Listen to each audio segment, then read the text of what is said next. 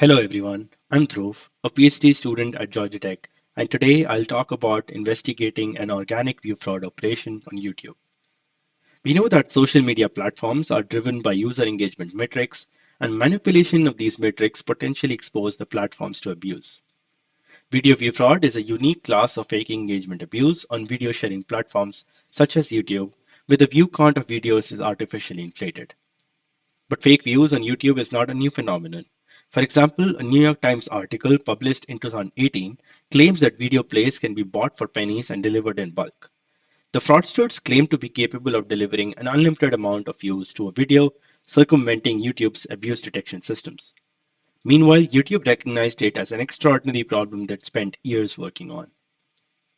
While fake engagement on video content portals such as YouTube has been studied previously, there exists limited empirical characterization of real-world video view fraud campaigns.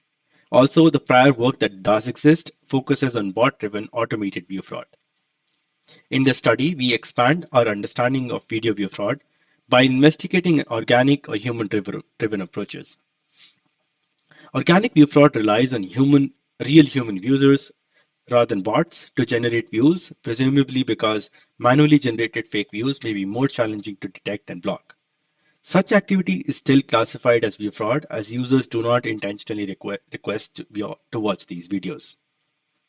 We conduct a case study of a large-scale, long-running organic view fraud operation on YouTube via one of the world's most popular illegal streaming websites, 123 Movies.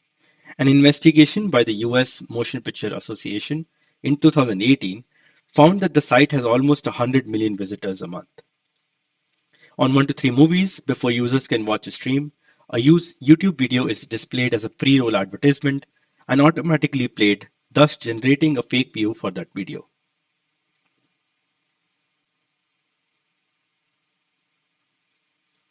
Let's now look at the research questions that will guide our exploration. What kind of videos receive fake views? How extensively do videos and channels participate in this view fraud? And how effective is this view fraud? But before we dive into our research questions, here's an overview of our method in data collection. We reverse engineered how YouTube videos are delivered as pre-roll ads on 123 Movies. Using man-in-the-middle proxy, we monitored the plain text web traffic when accessing the streams on the site, and we identified that when a stream is requested, the site interacts with multiple ad networks to request different types of ads, including pop-ups and banners. We traced the requests that fetched YouTube videos to an API endpoint owned by AdSpyGlass and Ad Network. When a video is requested from the AdSpyGlass endpoint, it responds with the URL of another service endpoint, which actually provides a final YouTube video link. We observe that across all responses, only a small set of secondary service endpoints are used, which we refer to as subservices. We monitored 123 Movies through July to September 2020 for active subservices and found these three in total: GreedSeed, ExtremeServe, and sock panels. To collect the YouTube videos involved in this view fraud operation, we programmatically milked all three subservices for YouTube videos using a Python script which queried each subservice for a video every 3 seconds. And we recorded the IDs of the YouTube videos returned. Since we only hit the API endpoint and record the responses, our measurement don't really affect the video view counts themselves. Over a 9-month period from July 2020 to March 2021, we collected about 45,000 unique videos from GreedSeed, about 150,000 from ExtremeServe, and about 86,000 from sock panels. Looking at the temporal distribution of newly collected videos from three subservices, we observed that while ExtremeServe remained online throughout our data collection, providing new videos at a consistent rate, GreedSeed and sock panels ceased their operations by October 2020. To better investigate the gathered videos involved in the view fraud operation, we used YouTube's data API to periodically collect metadata snapshots for these videos and the channels, starting from when we first observed a video distributed by a subservice up until March 2021 or until they were taken down. The metadata we acquired includes the video and the channel titles, author, language, topics, and channel statistics such as the number of views and subscribers. YouTube daily quota allowed us to access daily snapshots for the first 150,000 videos gathered, which were associated with about 75,000 channels. And every 5 days, we also connected metadata snapshots for other videos hosted by these channels, which we did not record as involved in the view fraud effort. These were about 800,000 videos. As academic researchers outside YouTube, we lack full visibility into the ecosystem, which leads us to several important limitations. Our data collection is centered on 123movies 2020.org, a mirror of 123movies. There may exist other mirrors of 123movies or similar streaming sites that function differently and for which our findings may not hold. We ultimately are unable to distinguish fake views from real organic ones, and it is possible that YouTube videos we monitor are also involved in other view fraud operation. This lack of visibility prevents us from establishing causal relationships between the view fraud we observe and the video outcomes we observe, although we explore correlations to the extent possible. There are inherent delays between when a video is first advertised as part of the view fraud campaign when we first milk it and we first record it as the first metadata snapshot. These delays limit our observation of the initial video dynamics, some of which I'll discuss soon. So back to our research questions. First, let's characterize the videos which receive such view fraud. We look at the general themes of the videos receiving fake views using the topic tags from the video metadata annotations from YouTube. The distributions of topics among videos shows that the largest portion of videos cover music and entertainment topics. That's about 35% of all videos. This observation corroborates with prior reports of the media industry's participation in the view fraud, such as the New York Times article.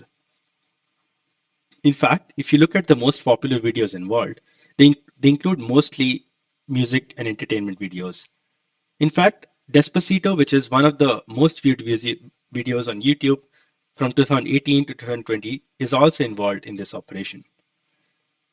Also, an internet meme known as Rick Rolling, which involves the video Never Gonna Give You Up, is also involved in this operation.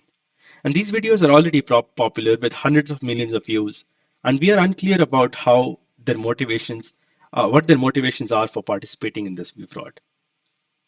To further characterize the videos receiving fraudulent views, we studied the age of these videos and channels involved.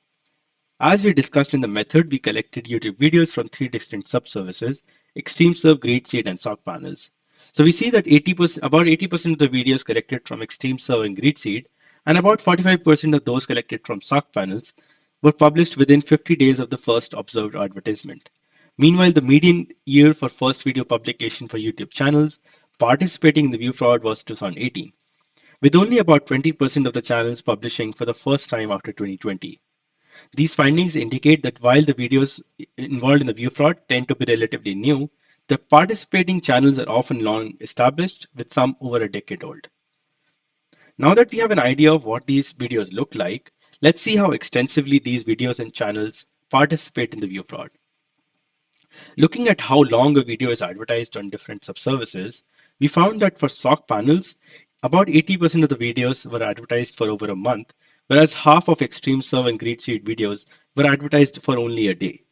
We note that for videos already being advertised when we first started milking a subservice, our observed duration lower bounds the true duration. We hypothesize that the differences across subservices may have arisen due to different service offerings. For example, SOC panels uh, could have a monthly view fraud service, whereas the other subservices could have a daily offering. However, we lack further visibility into the different subservices operation to validate our hypothesis. We also note that more than 70% of the channels advertised only one video, and more than 90% of the channels advertised new videos over a period of only up to 10 days. So clearly, there are not many repeat customers for this view fraud. This observation naturally raises a question about the efficacy of this ecosystem, which is our final research question. Here, we depict how the video view counts change over time by plotting the distributions of the view count changes at each 2-day intervals across the first 20 days after the initial video advertisement, as well as the all-time distribution, which compares the first and the last snapshot per video across our entire measurement period. For each time interval, we display separate box plots for each of the three subservices, as well as one for all other videos of the channels participating in the view fraud, where these videos were not observed as advertised. We see that in the first few days after the initial metadata snapshot, the majority of the videos gain views, sometimes in the thousands. However, within a week, the median view video has negative net growth in view count across all three subservices. We also find that the median view count change for other channel videos that were not observed as advertised is small but positive. However, a quarter of these other channel videos had net negative view count changes, suggesting that they too might have been involved in other view fraud efforts. These results suggest that while this view fraud campaign might be effective in the short term, YouTube is able to largely mitigate its visible impact in the long term. Another way to look at it is to study the distribution of view count changes conditioned to the video's initial view counts. Here we plot heat maps that visualize the distribution of view count changes across our entire measurement period for videos up to about 10,000 initial view counts, which is which covers about 80% of the videos for all three subservices. We observed that for all three subservices, the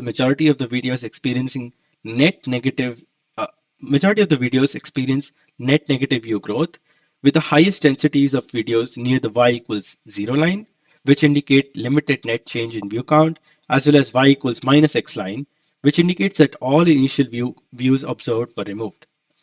These were presumably views that the video might have received between being advertised and us recording its view count. We note that a small portion of the videos do experience sizable view count growth, which could be false negatives in YouTube's detection, or cases where these videos actually attract real organic viewers. This trend roughly holds for all three subservices, and this result reinforces our conclusion that YouTube is able to mitigate view fraud in the long term. Beyond the results presented today, our paper also does further analysis of the view fraud behavior, so please take a look at it for details. Moving forward, a study lays empirical grounding for further work in this area. For example, we could look at how participants are drawn into the scheme and what is the economics at play here. For example, a potential study could look into the advertiser ecosystem and follow the money. Now, when I revisited 1 to 3 movies recently, I found that they added a click to promote button to the site where content creators could potentially submit their videos for advertisement. If you create an account on the site, you're led to this page where they offer various kinds of fake engagement for sale. This screenshot shows that we can buy 1,000 instant YouTube views from 100% real human users for $5. There are also many other kinds of fake engagements on platforms such as Instagram, TikTok, Twitter, and Facebook available on the site. So to close up, we monitored the campaign's operation over time to characterize the participants in this ecosystem, their behaviors, and the outcomes of the view fraud. What we found was an expansive ecosystem with hundreds of thousands of views from tens of thousands of channels. Our investigation into the success of view fraud efforts suggests that the benefits are primarily short term, but YouTube is able to quickly detect and remove many of the fake views. Yet the fraud campaign remains persistent. We also observed that this operation has only a few repeat customers who typically participate only for a brief period of time, perhaps recognizing the poor return on investing in the view fraud.